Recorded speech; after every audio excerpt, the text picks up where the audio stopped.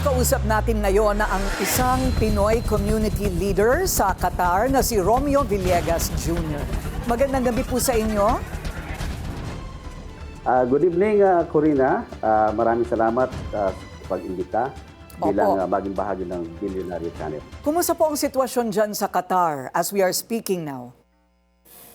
Well, sa ngayon, talagang ang mga tao dito karamihan nasa loob lang ng bahay. And of course, andun yung pangamba at syempre, binagbabawalan muna na pumasok as much as possible and work from home, ika nga, kasi nga napaka-delikado kasi from time to time, hindi natin inaasahan may mga lumilipad na mga missiles. Mm-hmm.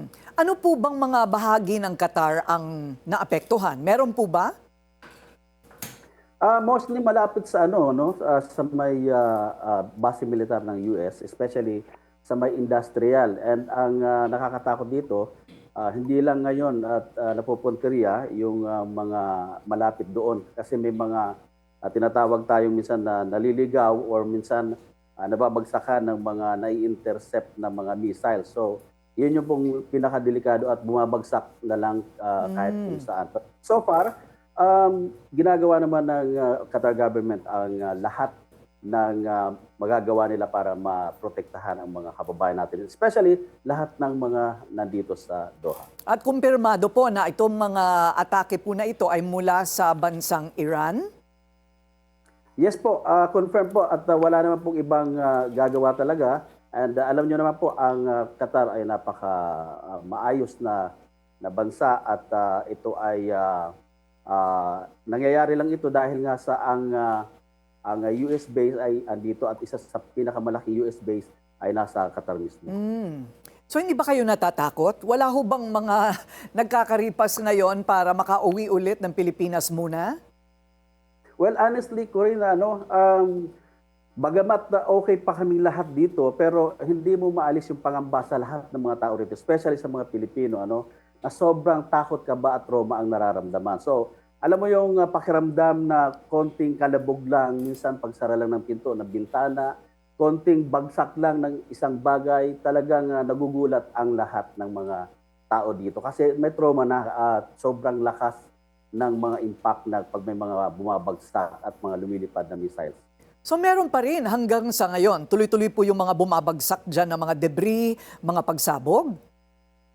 Yes, sa ngayon medyo na lilimitahan na kasi ang ginagawa ng Qatar government, ini-intercept na nila mismo sa labas pa lang ng Qatar, like sa may bahagi, sa may dagat, para hindi na umabot dito sa may kabihasnan, para at least bumagsak man, ma-intercept man nila ang missiles, sa dagat na mismo babagsak. Okay. So kung gusto po ninyong umuwi, wala po yatang repatriation pa sa ngayon. Paano po ang mga Pilipino?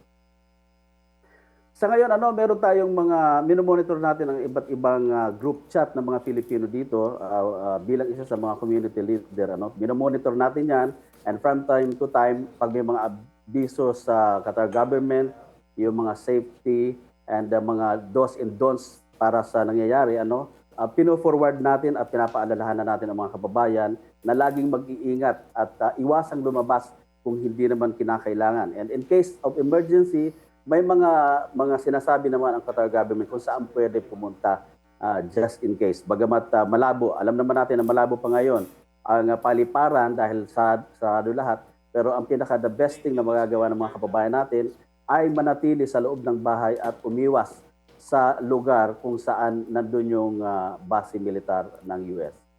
Maraming salamat po. God bless. Mag-iingat po kayo dyan. Pinoy Community Leader sa Qatar, Romeo Villegas Jr. Maraming salamat din, Corina, and sa lahat ng bumubuo ng Billionaire Channel. Manatiling nakatutok sa Billionaire News Channel. Sumubaybay sa aming social media accounts at mag-subscribe sa aming YouTube channel para sa mga bago at eksklusibong balita.